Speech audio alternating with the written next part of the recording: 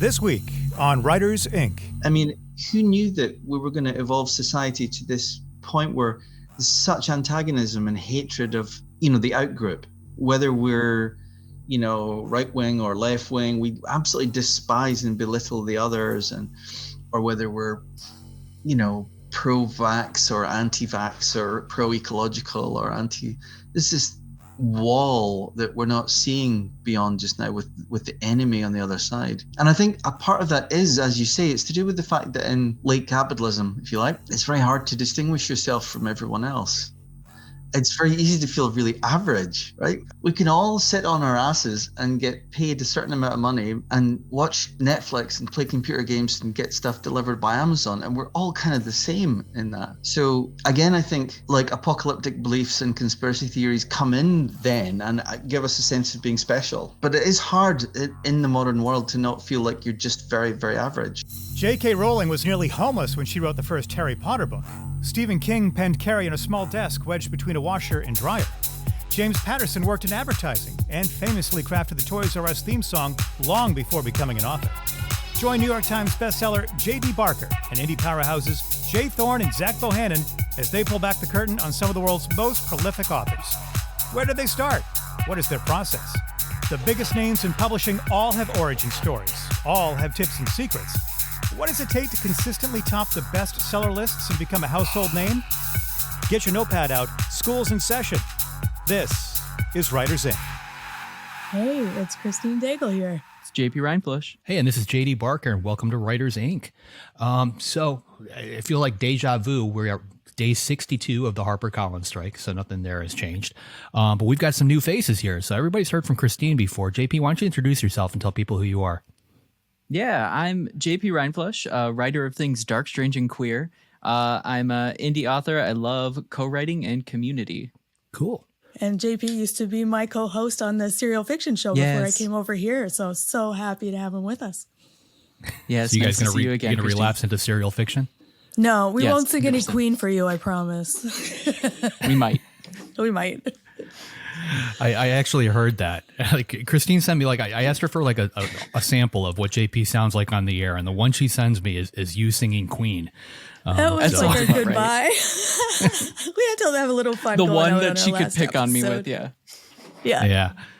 Not a whole lot going on in news this week other than the HarperCollins strike, and I've got no clue at this point where that's going. A lot of people are working, so I've got a feeling that may be how this gets resolved. I think people are just crossing that line, and it might get to the point where the strike just falls apart, or they might start just filling those vacancies over there. But HarperCollins is obviously not grinding to the halt I think that everybody expected it to. Aside from that, it's been really quiet. I'm still trying to wrap up this book that I've been working on for, I guess, a better part of about 6 months now. I'm on the very last chapter, and I'm trying something. I don't know if you guys have ever tried this before, but the book itself is done. So this is like a chapter just to sort of wrap it up. I like to throw in an extra twist at the end. So I'm actually writing 4 different endings, and I'm doing it all at the same time, which I know makes me probably weird. But this is something I got out of a conversation with Patterson, and he basically said he does this sometimes when he's not quite sure how to end a book. He'll rattle off one ending, and if you get stuck, you kind of move on and work on the other one, and you get stuck there, you work on the next one, and sooner or later one of them starts to scream at you as being the right one. And I kind of got that feeling today with what I was doing. But do you guys have the ending in mind? And when I say ending, I mean like literally the last 2 or 3 pages. Like, do you know exactly how you're going to end that book when you get there, or do you just kind of wing it? I usually know like what my climax is going to be, but like what the actual ending is going to be, I often don't. So, I haven't purposely written 4 at the same time, but I have written 4+ endings to different things once I get there and go, this isn't quite working. I've got to do something else. But I like that idea. You can kind of try them all at the same time because I like working on different projects when I get stuck. So it sounds like a great idea.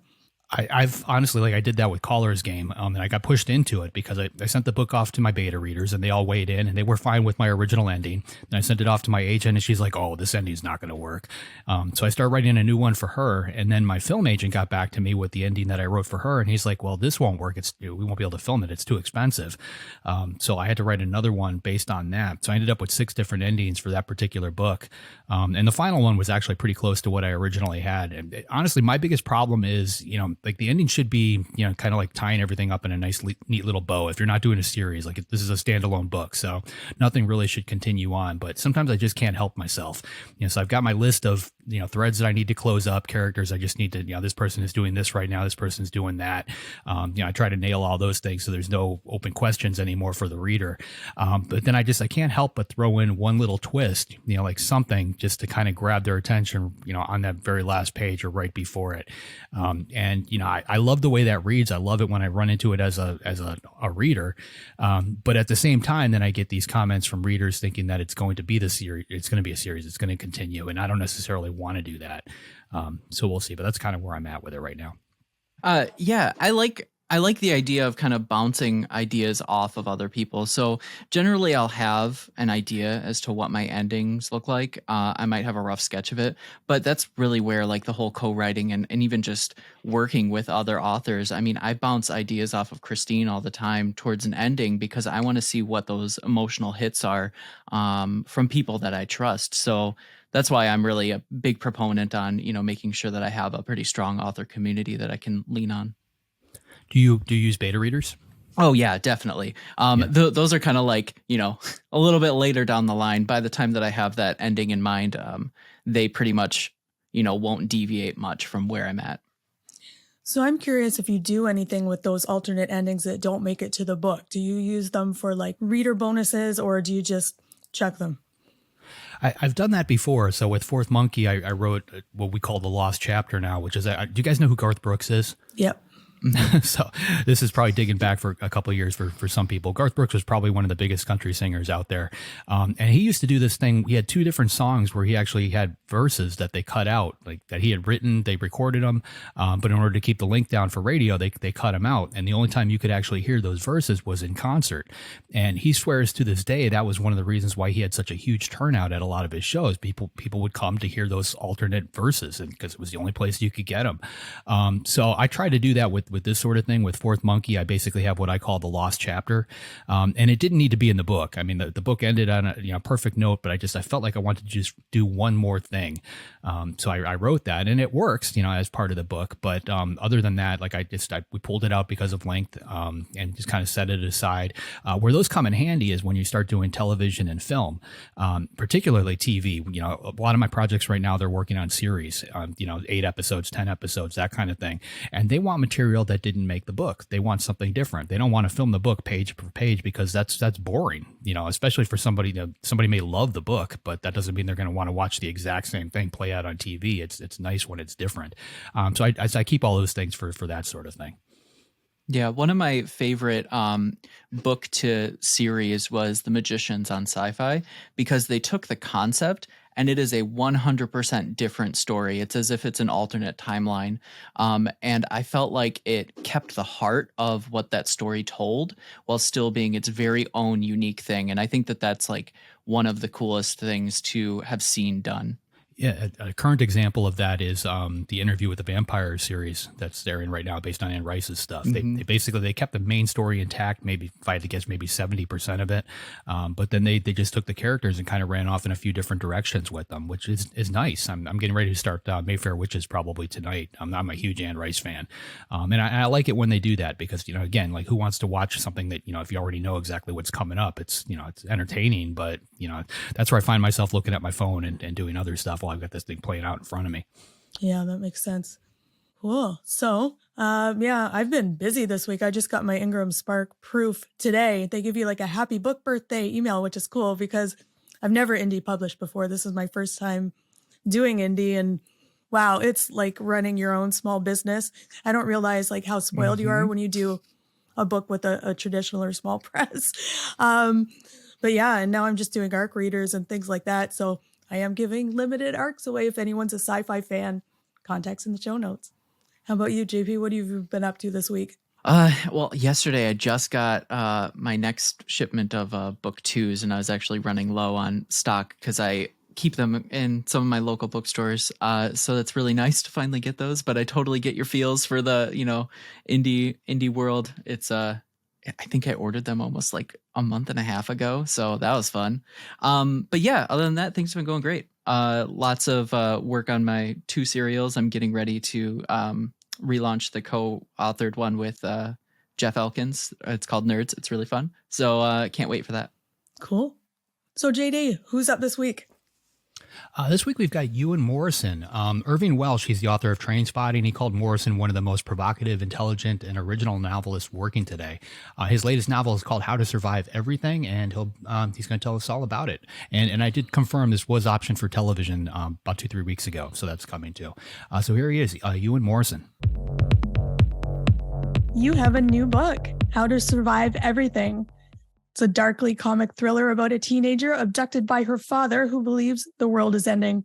A pandemic novel during a pandemic. Can you tell us a bit more about How to Survive Everything? How to Survive Everything. Well, it kind of playfully is a variation on the prepper handbook. You know, like a survivalist prepper handbook has all these chapters on, you know, how to get fresh water, or how to sew up your own wounds with dental floss, how to, you know, create a sling out of duct tape. And, you know, I read lots of these things because I became quite obsessed with them back in 2013 when my wife and I were working on a TV show called American Blackout, which was about, it became one of the sort of top 10 films of the prepper, doomsday prepper / survivalist canon. So yeah, we got really into the whole prepper thing, found it fascinating. So the novel is a playful take on the survivalist novel, manual handbook. And it's like written, if you like, by the girl who's abducted, 15-year-old called Haley Cooper Crow, who's a sort of standard teenager who really doesn't want to take part in anything particularly dramatic. But her father, who's, he's been divorced from the family and she only sees him once a week. He's been secretly working away with a bunch of doomsday preppers up in the Highlands because he's been preparing for, the big one in what he thinks is now the pandemic era, the era in which all number of genetically modified viruses will be unleashed on the world. So he's decided to abduct his 2 kids from his ex-wife. And it so happens that it coincides with a night of sleepover. So he bundles the kids into the car 5 a.m. and tells them he's got a surprise for them. And Haley, being the sort of half asleep, super smart teenager, starts to work out that something's not quite right. But it's only once she gets locked inside a fortified, I guess it's a bit like a castle, but it's really like a farm that's just been heavily fortified over the last number of years. Once she and her brother Ben are locked inside there, she realizes it's kind of too late to do anything about it. And the story really kicks off from there. Right. So she writes this kind of how to survive guide, which tells you what to do and then shows how she fails miserably at it. Yeah, right. Which had me laughing. Yeah, so it's got these like ironic sub chapters as well, like, how to tell lies and how to how to deceive people, how to make decisions that you don't want to, and all that kind of stuff, along with how to perform home surgery, and how to shoot a crossbow without hurting yourself, and all these other things that she has to learn reluctantly along the way. Yeah, so it's got this kind of tone of kind of dark humor and irony to the whole thing. Yeah, I appreciated that. And I know in the past that you are big on experiential writing. So you've been, a swinger and a secret shopper and a new age convert. Tell me a bit more about that and how did that play into this novel? That's a funny one. Yeah, someone once told me that I write fiction the way that Hunter S. Thompson used to write nonfiction. So he was known as a gonzo journalist. Yeah. So he would just throw himself into some horrible experience so he could write about it. I remember a horrific one where he called up a girlfriend of his and he said, like, Samantha, I need you to come out tonight and get a tattoo. And she's like, what kind of tattoo? What do you mean? He's like, about 2 foot square on your back. And she's like, why? He says, so I can see what the suffering's like, so I can write about it. She's like, okay. So he got a huge tattoo of Black Panther, I think, on her back. And that became a big article he did. Anyway, so I think I'm like that, but I would be the person who got the tattoo, actually. So I don't really know why it started out like this. I guess, that thing about write what you know. Mm-hmm. I guess if I was to write what I knew, it wouldn't amount to much. So I thought it was good advice, though, to write what you know. So I've always tended to be drawn into experiences that are kind of a bit out of the norm, a bit beyond the actual, what normal people would do. So swinging, or being a menage a trois, or being a new age convert. I should probably say, I think it's probably because I was kind of cast adrift as a kid, because my parents were really quite extreme hippies. So I had no real boundaries and didn't really fit in. So on the one hand, you could say, Ewan's got this quest for belonging somewhere. That's why he goes and, joins a hippie commune and hugs trees and stuff, and why he tries to have sex with, couples and all this kind of stuff. I guess it's like finding where the parameters of existence are. And I guess part of the flip side of that is that my parents, being these hippies in the 1960s, they were pretty obsessed with like nuclear war and apocalypse and stuff like that. So I had a kind of fearful, superstitious thing about the end of the world growing up with them as well. And as a kid, I made my own nuclear bunker after my dad took me to see this banned film. It was a government film that the British government had made. It was to show people what to do in the case of nuclear war. Or rather, it was a series of short films that were supposed to come on just after the news, kind of infomercial sort of stuff. But they were just deemed to be too horrifying. And they were hidden away in an archive. I mean, they were really crazy. They were a bit like, they commissioned a guy to do them who was a cartoonist, a children's cartoonist. And it's a bit like having like, I guess it was a bit like the duck and cover things in America, where you had like a really sweet little cartoon and really horrific information, what to do to protect yourself from a nuclear blast, hide under some tables. All that kind of stuff. So I was pretty obsessed with that as a little hippie kid, being anti-nuclear and also building my bunker. And I probably went further into that little, when other kids are probably building little huts in the forest, whatever, I was stacking up on batteries and cans of beans and torches and tinfoil and working out whether or not I could fit my grandmother in my bunker, or whether I'd have to choose the dog instead.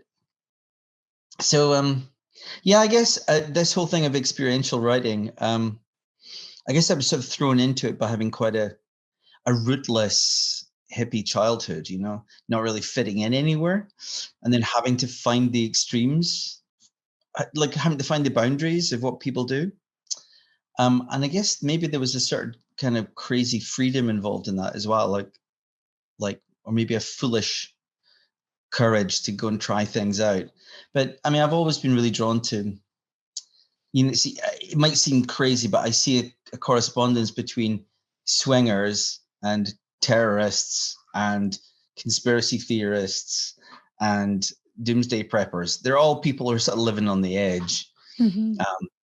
In fact, the book preceding this one was called Nina X, and it was about a cult of Marxist revolutionaries who keep this kid hidden away from the rest of the world. So I guess I'm always drawn to these kind of nuts and trying to find the sort of common way into them, so a way that we can understand that there's a bit of us in people that live on the extremes as well.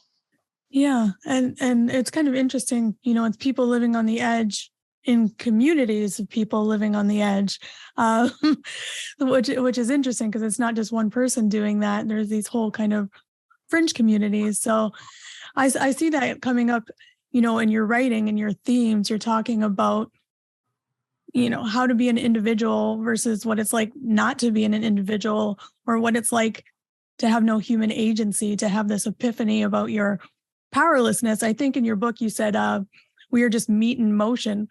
Where do you think that comes from? Why are you so interested in exploring that? Yeah, no, I guess. Oh God, that's a really good question, actually. I think it all probably goes back to childhood again. I had some pretty destabilizing experiences as a child, So I discovered I had zero agency and zero freedom. I was like my parents decided to put me into school 1 year early. And so I was 1 year younger than everyone else and like good 9 inches shorter and a lot weaker.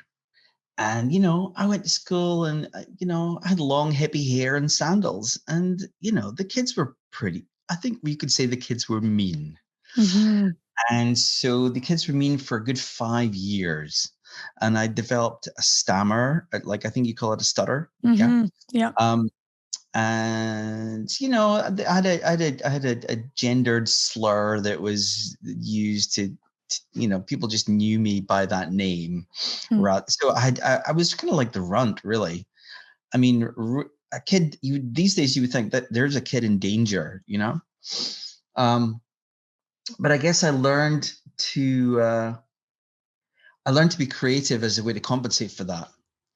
So, and being creative and being successful, I used to make like little like Play-Doh models and plasticine models that then went on to win awards. And I used to do paintings that won awards. And people were like, who is this freak? And why is he good at these things? So being that kind of oddball that didn't fit in, I learned to develop agency through being creative, I guess. Mm-hmm. And then it's really just been a battle with me and the world since then, like how to fit in, given I've had such a sort of horrible beginning, and how do I guess I'm drawn to the idea of like alternative little societies that might be places where I could belong, I suppose. So on one hand, it's very personal, but on the other hand, I just find writing about these alternative societies and their own little rules fascinating. Like whether that's a group of Marxists who live in total isolation, have got their own rarefied jargon that they use. Everything's problematic and blah blah blah blah blah. All of the because I myself was a Marxist for quite some time. I'm part of a revolutionary group as one of my attempts at belonging. So you have that, and then you've got also the swingers and their jargon and their ways of behavior. And preppers, I think, are probably the most extreme example of these sort of like jargonized, insular, protected groups who are actually, they're so cut off from other people, and they're so deceptive around other people that they refer to other people as sheeple. Like everyone outside our group is going to die. The prepper thinks, when the meteor strikes, or the floods come, or the great pandemic. So I guess I've always been drawn to this of the dynamic of these little secret societies and their secret jargon that they have, and their funny, behavioral patterns of inclusion and exclusion. And it's a real challenge to sort of write that stuff as well, because you've got all these different personalities within these groups, but they're also tied together in the jargon. Haley in How to Survive Everything really struggles she's like an insider. She's a normal person, but she's thrown into a bunch of outsiders. And so she has to learn all the language of prepping, survivalists, whatever. And she's like, really? You say that you cock your crossbow? Are you kidding me? And all that sort of jargon. Chain of command is another cock word. There's all these acronyms that she has to learn. She loads it and laughs at the whole thing. But she eventually becomes part of that sort of secret society of let me see, how many people are there? 7 or 8, I can't recall. Yeah, in the book, in this farmhouse cut off from the rest of the world. Mm-hmm. And so it really looks like you have a fascination with unraveling this utopian or apocalyptic mindset. Why do you think we cling to hope that collectives and utopian projects will work? Wow, you've come to the right guy on that. I actually wasted, or spent rather, a couple of years reading pretty much all of the utopian books, all the works of fiction. It's not hard to do because there's so few. Compared to, I'd say there's 120 books in the entire utopian canon, and there are probably 50,000 every year in the dystopian canon. So humans seem much more attuned to dystopia than we are to utopia. It's very, very hard for us to imagine a utopia. And what I've found as well is, so H.G. Wells, as George Orwell said, H.G. Wells wrote 5 amazing books at the start of his career, then threw the rest of his life away trying to imagine a utopia. He wrote endless variations on utopias that could be acted out. He was obsessed with bringing utopia around. After writing The Invisible Man and War of the Worlds and these, amazing stories, he wrote these incredibly dry, boring, futuristic utopian books. And he even went to see Joseph Stalin. And there's a famous conversation that was printed between Stalin and H.G. Wells, where H.G. Wells is rather the fool and accuses Stalin of being less left-wing and less utopian than he is. He wasn't, of course, aware of the millions of people Stalin had killed at that point. But one thing I found in the history of utopian fiction is it cheats. It cheats all the time with the use of adjectives. So it describes things as beautiful, as sumptuous, as perfect, as blah, blah, blah. It's just squeezing in lots of positive adjectives to try to make a utopian world seem like a better place. And you get things like, lions that don't bite, and nobody gets sick, and all these really, really impossible things. Yeah. Yeah. And utopian fiction is actually extraordinarily boring to read because nothing happens in utopia. It's like someone once said, heaven's a place where nothing ever happens. It's the same with utopia.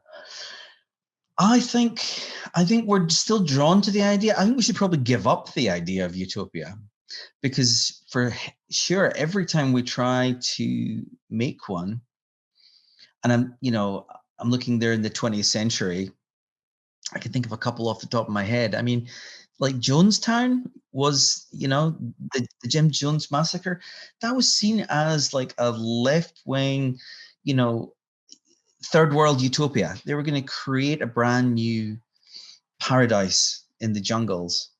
Ford as well, who invented the Model T Ford, also tried to create a utopia in the jungles as well, called Fordlandia. They both ran into terrible, terrible trouble. Then, of course, you've got the German utopia, which was the Third Reich, and you've got the communist utopias.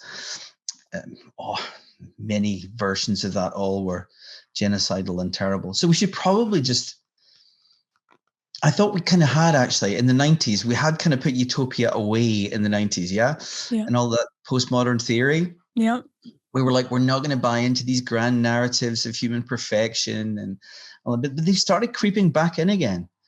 And I think it must be human wiring. It must be that we dream of some solution to all the things. We get so hacked off with just having to suffer from all these terrible things like ego and competition. I think interpersonal competition is one thing that really drives us nuts all the time, unless we're winning. So we start to fantasize about a world in which there's no competition, in which everyone's going to be equal. Right. How you enforce that, no one's managed to do that without building a gulag or bloodshed or brainwashing.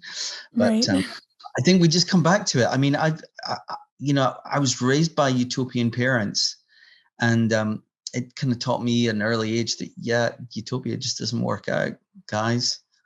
But I'm utterly obsessed with it. And I often try to write stories about people who believe in utopias and try to set them up. And then they start to fall apart. So Close Your Eyes, the hippie commune book, that's very much about about that, and it's about how a child of a new age collective comes back after 20 years, and the whole thing's turned into a sort of profitable new age thing where you pay like $700 for your shiatsu massage and your crying session and your group hug, or $800 bucks, and you can go and commune with the crystals or whatever. It's become a real sellout, so yeah. And again, the idea in Nina X, the novel, is that you've got these communists who separate from the rest of the world and try to raise Lenin's perfect child, the new communist man, or this little girl who's called Nina, and they can teach her how to be politically perfect in every way, and they actually end up causing neurological damage to her. So yeah, it's a big thing for me, and it's an endless source of material as well, the whole yearning for utopia. Yeah. And, I now that you're thinking about it, I'm trying to think about all the utopian books, and they're usually utopia gone wrong, like, Brave New World, or Kurt Vonnegut's story about the guy with the birdshot on him. I forget what it's called. And yeah. Harrison Bergeron. Yeah. Yeah, that's. And yeah, it's usually the other way, right? We're exploring the dystopian and the apocalypse, and you do a little bit of both here. You've got Meg in your book, who is an apocalypse addict. She's believed in nuclear war, global overpopulation, global flooding, oil running out, getting hit by a meteor. Tell me about this apocalypse addict mindset. I mean, that was fascinating. Have you gone through that in your own life, or? Oh, it was someone I came across when I was involved years ago with the New Age collective. Was this person who over the years had moved from one kind of apocalypse to another. Mm-hmm. So I think she was a baby boomer, and on the older side of the baby boomer, and so she'd originally started off with global cooling, and then there was the population explosion, and then she got more into the Y2K thing, and then she got into the Nibiru 2012. That's the planet that was supposed to crash into Earth. And I remember asking her, I said, well, like, it seems the form stays the same, but the content changes. It's like you're slotted. It's like you have an apocalypse need, and you just slot in different things. And for most folk, that would cause a bit of cognitive dissonance. You'd go like, hold on, I just believed in global cooling, and now I believe in global warming. I'm clearly just addicted to the idea that the world's going to end. Well, I mean, I found with her that she was nonetheless a really happy person, in much the same way that you find with, I guess, really devout Christians who believe that the end of the world's coming. I mean, Christ himself and his followers, they believed the world was coming in their own time, right? Mm-hmm. And there's been, I think, 128 instances since Christ of Christian groups who think the world's coming in our generation. And of course, we're still here, and they failed every time. But there's something about believing in the end of the world that could give your life, paradoxically, a purpose. I think on the one hand, you feel that you're really special. You're the elect. You're the only people who know. And you're going to be ready, whether you believe in heaven or an afterlife or a reward, or you just believe in like facing the end. It gives you this sort of advantage over the other people, the non-believers, the sheeple, the sinners. And also, I think, even ecologists have got the secret part, extreme ecologists who believe in the end of the world. There's a little bit inside there that actually wants the end of the world to happen. And I think it's something to do with, I've been reading a lot by a chap called Ernest Becker. He was a theorist. He wrote The Denial of Death, very good analysis of how our denial of death motivates us. I think there's a bit of ego involved in the idea of the end of the world as well. Imagine how awful it is to die and then for everyone to go on living after you. Mm-hmm. yeah, generations and generations of people who will go on and forget you. You know, you'll be unless you're like one of the top 100 people in the history books, you're going to be forgotten. But wouldn't it be just great if it all ended within your generation? It's like, it's a great leveler, isn't it? Mm-hmm. So I've never thought about it that way. Yeah. Yeah, and like, I don't have to worry about my death as much, my own personal death, which is my own trauma, if every single thing is going to die, you know. So it's a dark part of the human imagining, if you like. But I think it's just there's some ego in there. I think the ego never wants to die. It would rather that everyone died rather than it faced its own solitary death.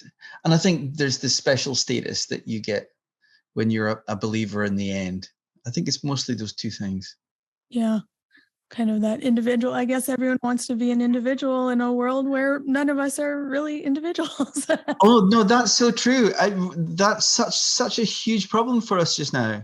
I think that explains why so many of us spend our time attacking other people. Mm-hmm. I mean, who knew that we were going to evolve society to this point where there's such antagonism and hatred of, you know, the outgroup, whether we're, you know, right wing or left wing, we absolutely despise and belittle the others, and or whether we're, you know, pro-vax or anti-vax or pro-ecological or anti. There's this wall that we're not seeing beyond just now with the enemy on the other side.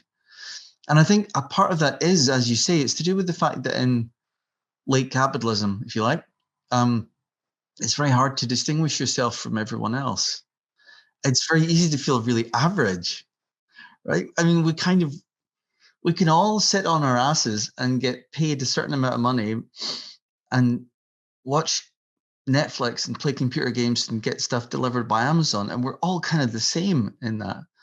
So again, I think like apocalyptic beliefs and conspiracy theories come in then and give us a sense of being special. Right. You know, but it is hard in the modern world to not feel like you're just very, very average. Yeah. And I think with the younger generation, you know, all trying to get YouTube and TikTok famous, we kind of see that phenomenon going on. Everyone wants to be known as an individual. Oh, totally. I mean, there was a great cartoon in the 1960s about that. It was like a whole bunch of bungalows, like 50 bungalows, identical bungalows. And they're all exactly the same. And they had a little speak bubble coming out of each of them. And the speak bubble said, "I'm an individual."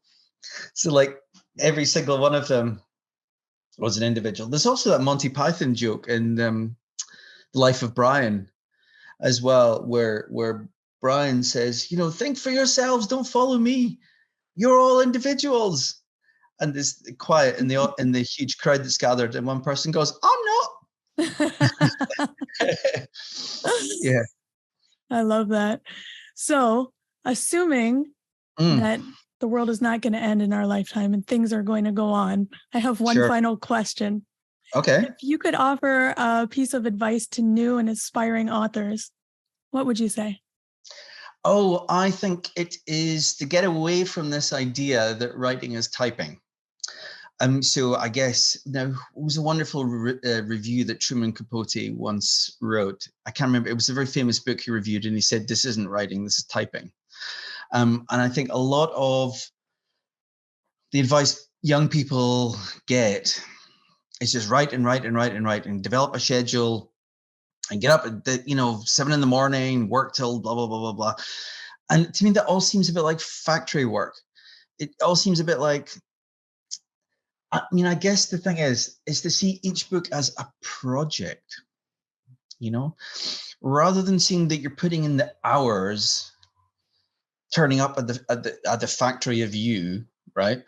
Mm-hmm. I think it's better to be focused on, you know, what is the truth of this problem, or the question that I'm grappling with here, and when will I know that I've reached the end of that? Just this, it's very motivating to be working on something as a project, and for every book to be a separate project, you know? And like, just as you wouldn't want, say, the project of a home conversion, you know, to fail, you won't want your book to fail. So yeah, I think to get away from this mechanistic idea that it's going to magically appear by putting in the hours, and just to put your heart and your soul into working on a book as a project, I think that's a really important thing. It certainly works for me anyway. That's great advice. Thank you so much for joining us. Thank you, Christine. So I want to know, how do you think an apocalypse would most likely happen?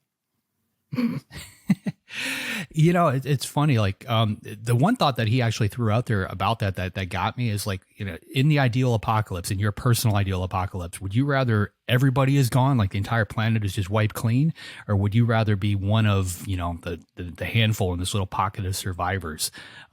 Me personally, like, I'm just too into creature comforts at this point in my life. Like, I don't think I want to live in a world that doesn't have, a grocery store down the street and air conditioning and heating and all that stuff.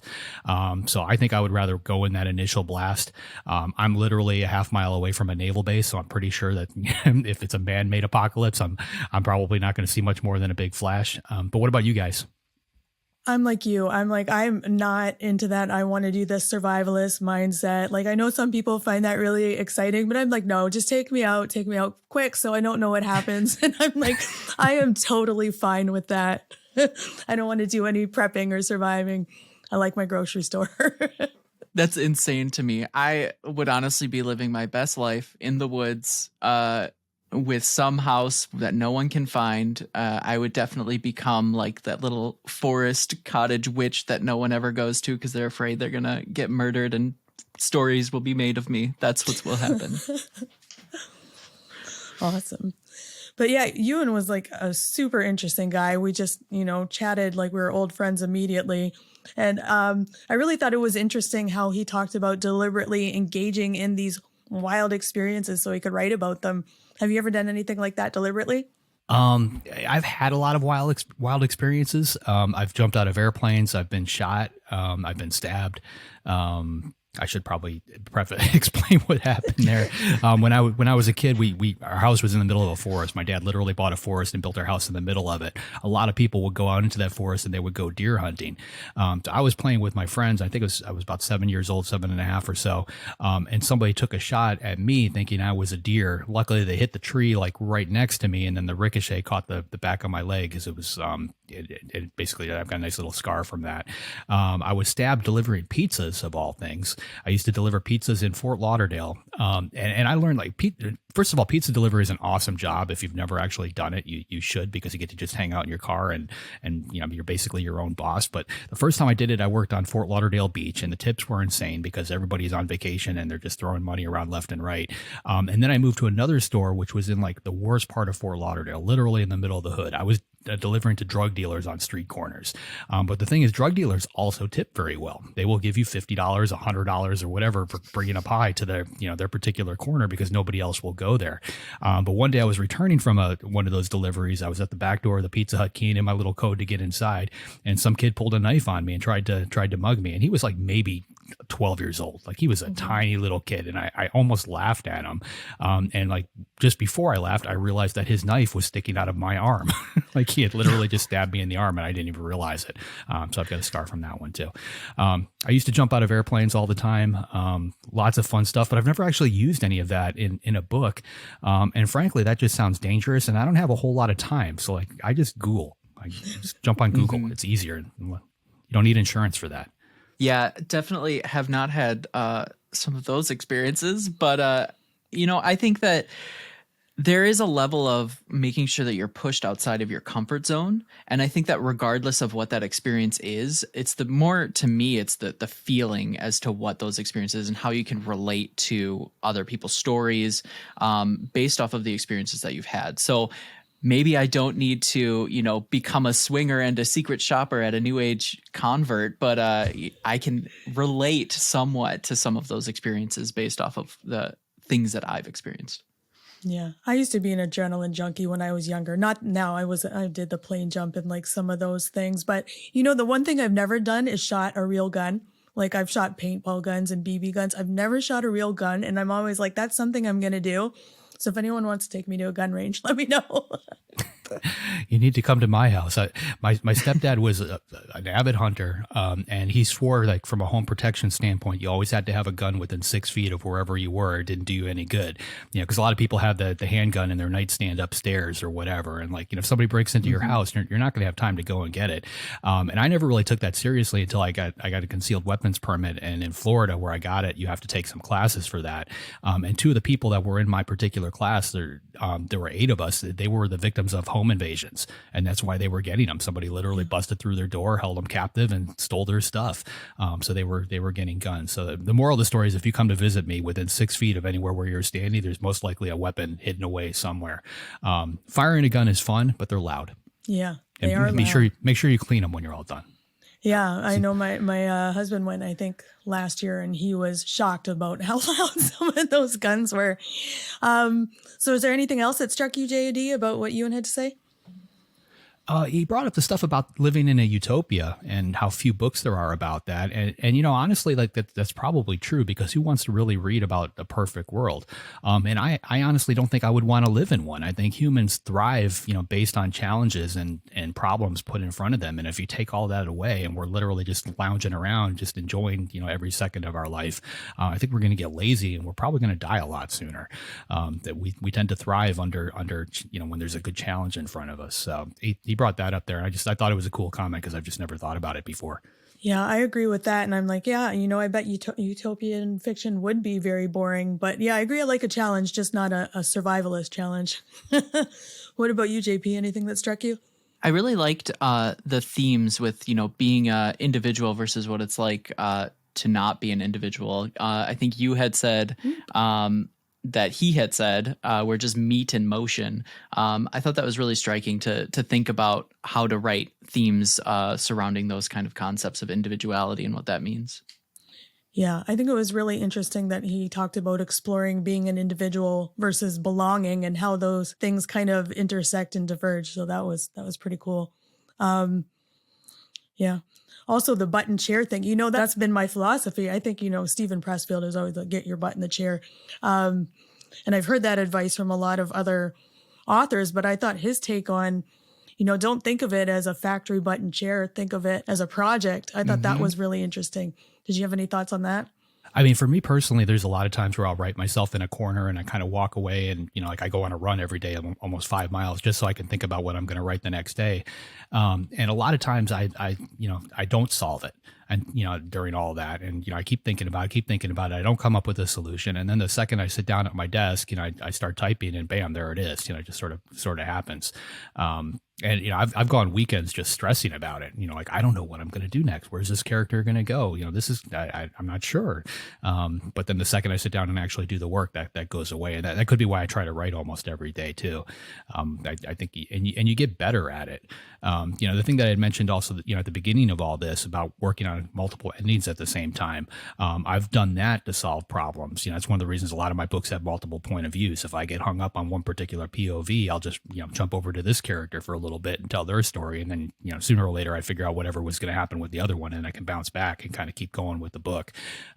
It's, I have yet to write a book in 100% first person. And that's the reason why, because I feel like I could spend days getting, running into a brick wall and not, quite figure out how to get around it. Yeah, that's definitely a difficult thing to do. And you have to do some weird things in first person. Like, I always think of the Twilight where she's like in a tent overhearing what other people are saying, because there's just no other way to get that in there. So yeah, it's definitely difficult to do just first person.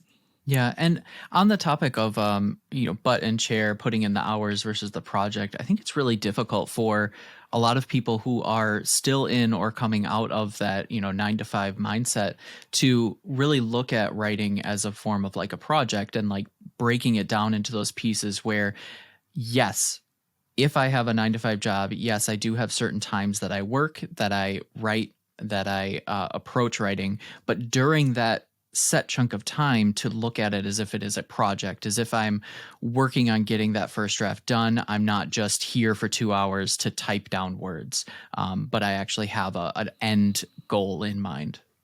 Yeah, that makes a lot of sense. Well, cool. So JD, who's up next week? Next week, we've got Mary Atkins coming on. She's a former lawyer and Yale Law student graduate turned writing coach. She's with HarperCollins, and she's got a podcast called The First Draft Club. She's going to offer some tips and basically just help us move past that blinking cursor.